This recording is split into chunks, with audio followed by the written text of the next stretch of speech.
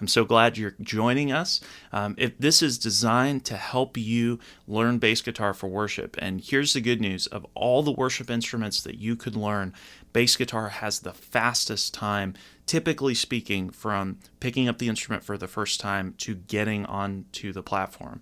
And the goal is to help you get there as quickly and efficiently as possible while preparing you for excellence in leading worship. Having a bass guitar in front of you is not required, but it's going to be really helpful so that you can play along and you can learn the things as we go. We're going to be moving pretty fast. I know it's going to be late when this is aired live, but you're going to want to have a bass in front of you if you have access to one. Our goal is to be able to play one worship song by the end of this webinar. And with bass guitar, it's actually much easier than many other instruments to do that. So let's talk about some basic technique. So first thing, you're holding the guitar, try and sit up straight, try not to slouch. This is always a huge weakness of mine.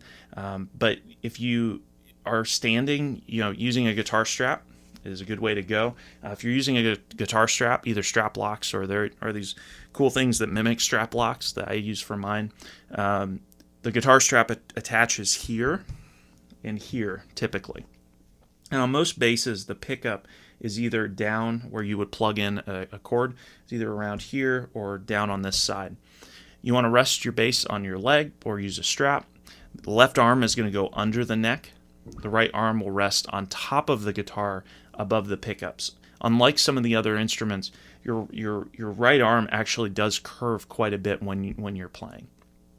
Your right hand curls down slightly, and you want your fingers resting on the strings. In a good resting position, I like anchoring my thumb on this pickup and then letting my fingers rest on the bottom edge of the lowest string. So the way that you tune your guitar is with these tuning pegs or keys up here. The lowest one is E, which is right here, then A, D, and G. And if I play the low E, if I turn counterclockwise, you hear the pitch goes up. If I tune it down counterclockwise, or no, this is clockwise, excuse me, it's harder to hear on bass than a lot of other instruments. It's pretty difficult to hear.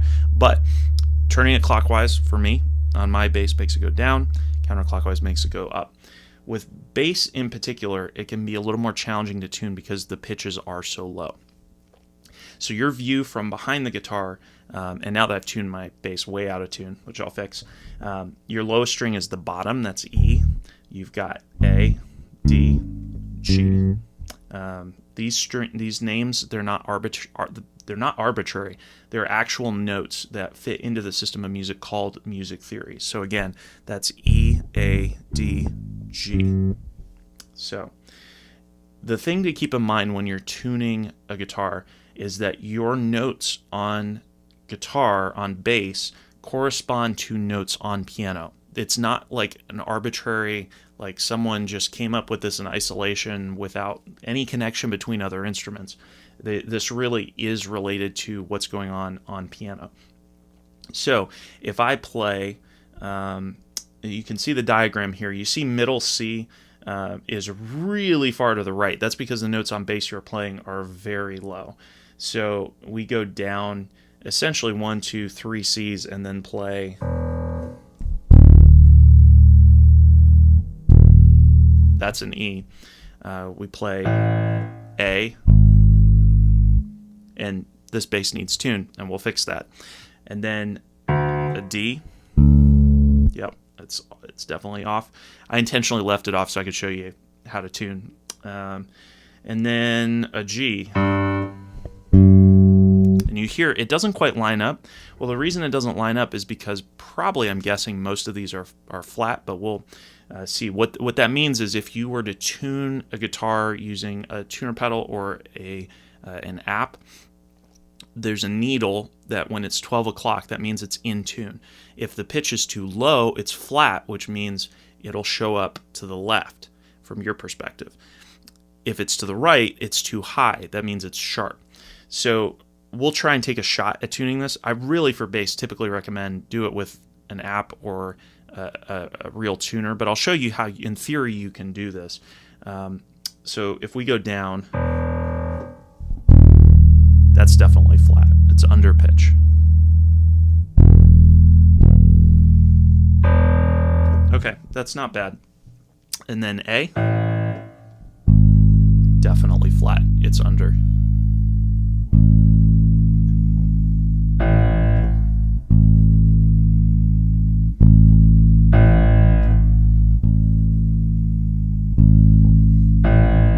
No.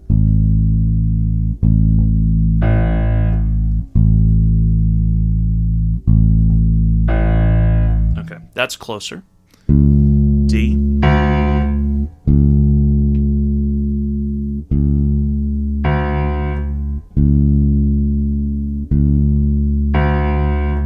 It's close. After this, I'll fix it and then come back.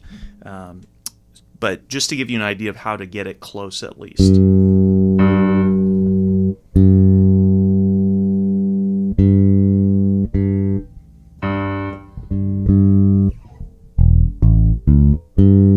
That's at least in the ballpark. So if you only had access to a piano, you could in theory tune your bass to be at least close.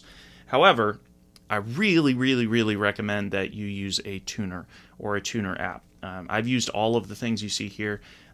If you're looking for a bass pedal, by the way, the HX Stomp at the time of this recording is just crazy good. I love using it on bass.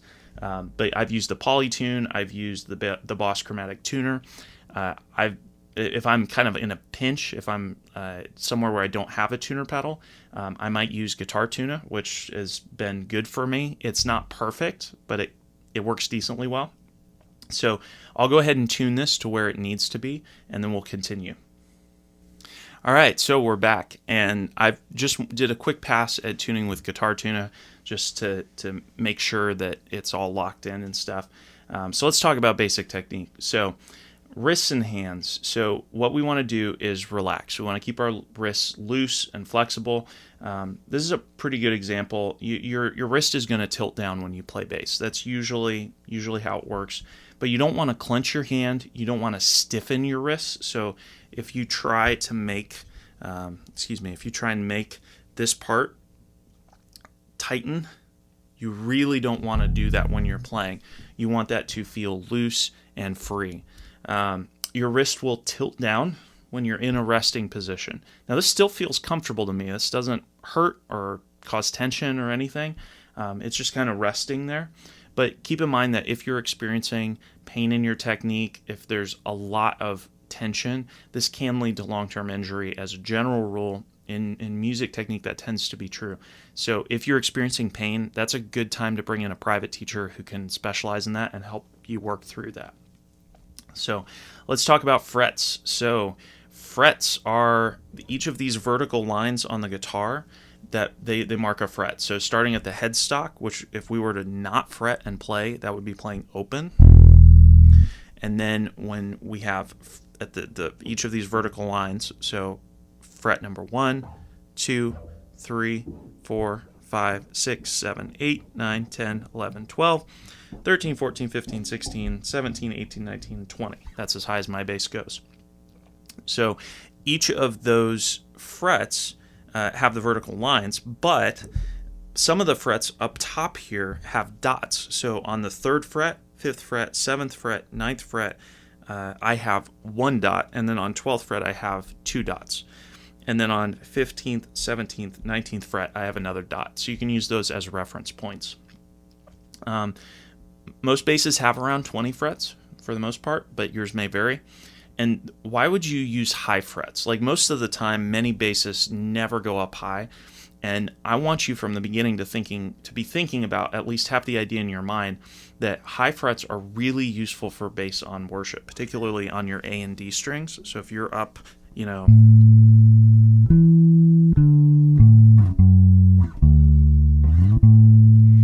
having this higher kind of round, laid back sound many times can be a really tasteful thing to do on songs. So don't just stay low, learn your frets up high too.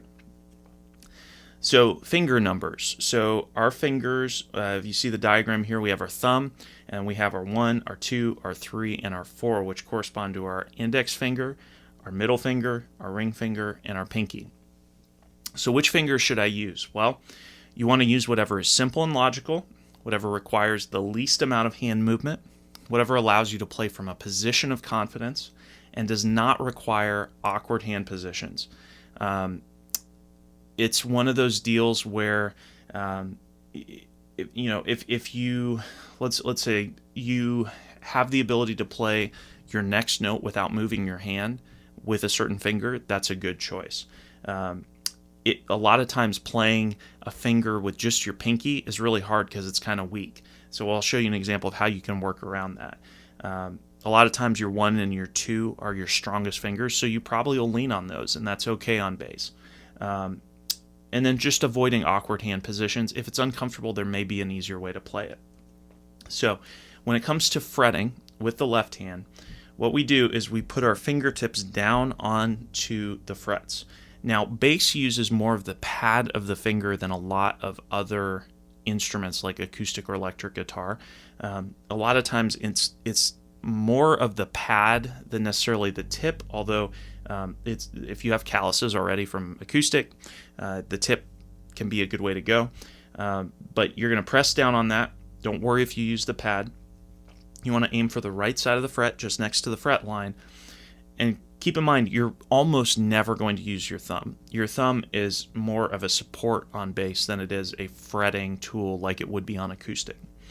Now keep in mind, your pinky, your forefinger, is your weakest. And on acoustic, you can still use it, and it's not as big a deal when it's flying solo. But on bass, it's really hard to get enough pressure sometimes to fret with just your pinky. That is super uncomfortable for me. Like, doing that, it's not a good thing. So I would encourage you to pair it with your ring finger, your third finger, as needed. And by as needed, I mean whenever you want. So instead of playing, I would just add that third finger. Just make that a normal part of your rhythm. It's super, super useful. And this will hurt. Your fingers will hurt for about 2 weeks while you're building up calluses. And honestly, this is normal. You just got to push through it. In love, suck it up, push through it. It'll be good. It'll be worth it. So one thing you want to do on bass is you want to mute as you move. And what I mean by that is when you move between notes, you want to lift a really small amount in your left hand to stop the sound, and then you move. So for example, if I'm playing a note, I want to just move up and then move. And I'm slowing this way down. But if I was playing up to speed, it'd be like...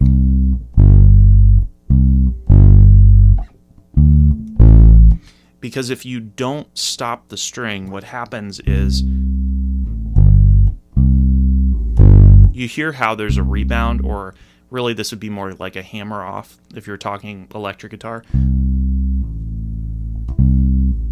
You want to mute that string so that it doesn't go anywhere. And the way you do that is you just barely touch the string. So you want to avoid multiple notes playing simultaneously. You don't want...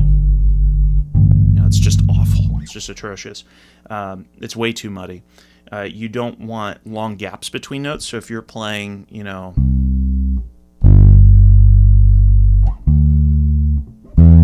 unless that's what the song calls for, if it specifically says there should be gaps there, that's one thing. But if it doesn't, you want to avoid those gaps. You want it to be...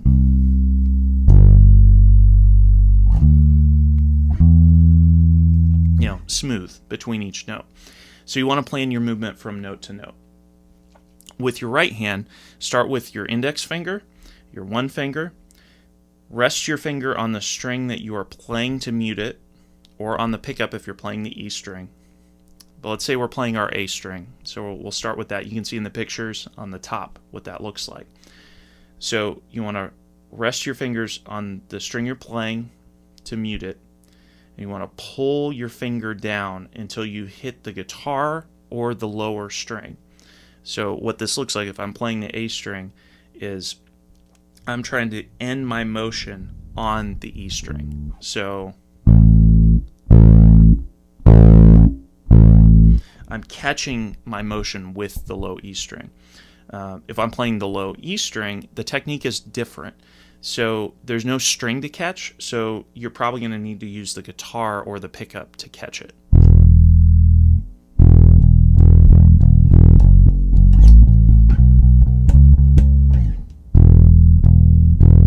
Like that.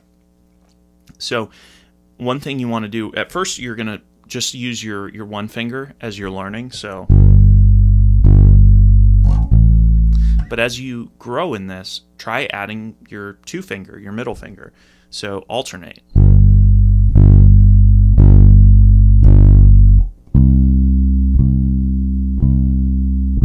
And when you get fast,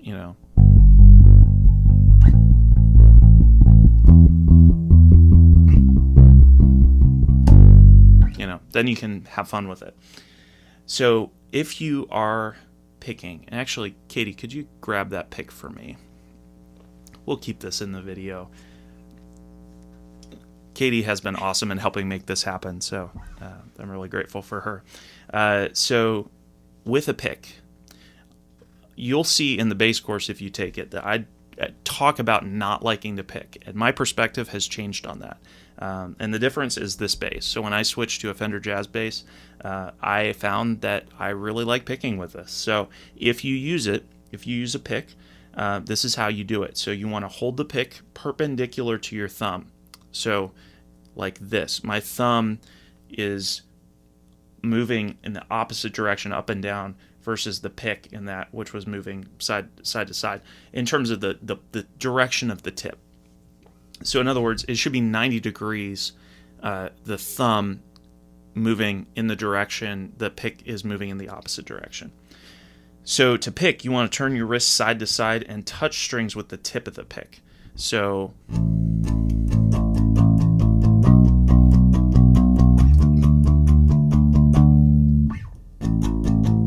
and you realize there's not a lot of motion there.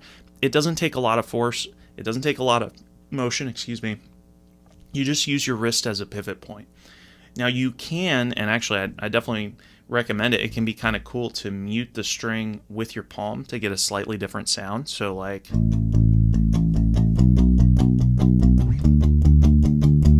and when you have like an overdrive or something for bass, it can be a really, really useful sound. But that's how you use a pick. You don't need to go crazy with it. You don't need to do like you would do on acoustic, where it's like, you don't need to do that. Keep it simple. If I'm slowing that down, it'd be like.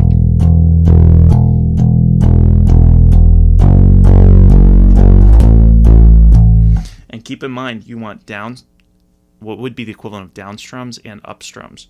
You want down and up, or alternating. But there's not a lot of motion to it. So let's talk about reading chords on a chord chart for bass guitar. So we're looking at Nothing But the Blood, which we're going to be playing.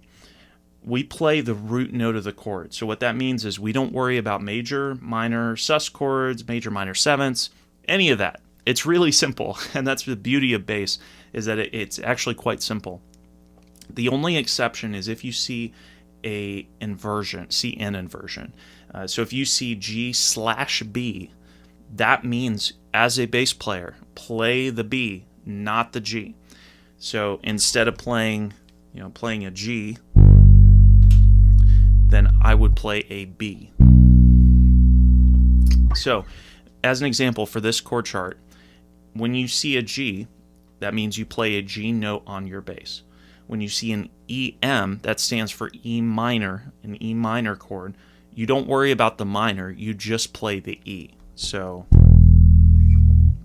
that's what that means. So now let's look at specific notes. So I'm showing you finger numbers, but the reality is this is kind of flexible in a lot of cases. So depending on the circumstance, you can adjust what finger you use for playing many of these notes. So a G note is the E string, 3rd fret.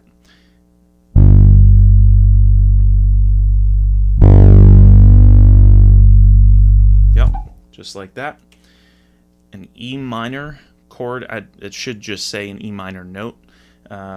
that would be an E string open. So we don't want to mute, or we don't want to play the other strings.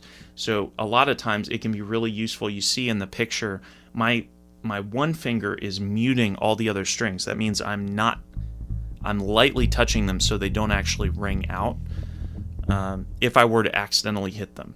So that would be the E note. So then let's look at a C. So this would be the A string, 3rd fret. So we would be playing. And what's happening with my second finger in that picture is I'm muting the other strings so that I'm not accidentally touching something else.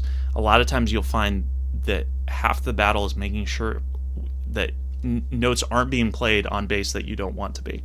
So that is a C note.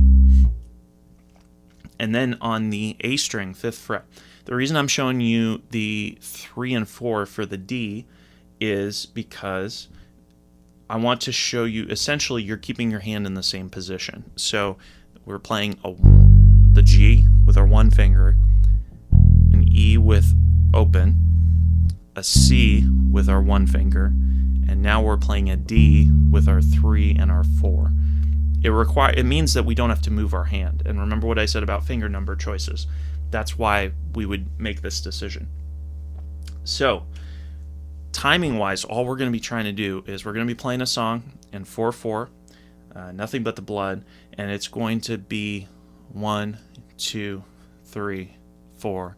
And what we're going to do is just on the 1, we're going to try and play. We're just going to play on the downbeat, is what it's called.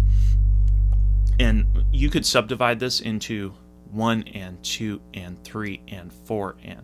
But we're going to be keeping this really simple and just playing on the 1. So I'm going to try and sing this and play this. This is, there's no accompaniment, so it's not going to sound pretty, but it'll get the idea. So let's go ahead and play this.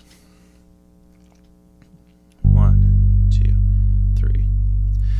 What can wash away my sin? Let's get in the key.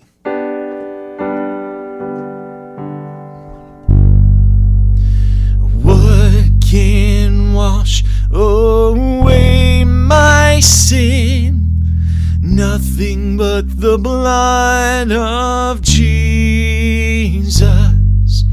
What can make me whole again? Nothing but the blood of Jesus. And oh, precious is the flow that makes us white as snow. No other fount I know. Nothing but the blood of Jesus. And there you go. That's it. So we were doing 1, 2, 3, 4, 1, 2. I missed that, but should have been 1, 2, 3, 4, 1, 2, 3, 4, 1, 2. And did you notice right there, I actually moved my hand off of the pickup, and it actually caused me to slightly miss the note. So you want to be diligent. Use those anchors. It will help you. So let me show you this in a couple of different places. So just so you're aware of other options you have for these notes. So you could play a G by playing on the D string on the 5th fret. It's an octave higher than the other one. You could play an E by going down to D string 2nd fret. Now notice that has kind of a punchy sound. The D string a lot of times has that kind of feel. That's not unusual. Most basses are like that. So D string 2nd fret. You could play up higher, I should say, with 3rd and 4th finger on the G string 5th fret. And you hear it, the G string has a really, really punchy sound. A lot of times for worship music, your E and A strings, and sometimes your D. Most of the time I'm leaning on my E and my A strings because it has a warmer sound. But you could do that. You could play a D that's an open string, and that's going to have a slightly punchier sound than this, which is more of a round sound. So then if we play Nothing But the Blood, and we play, what can wash away my sin? Nothing but the blood of Jesus. Daggone it. So let's try that again.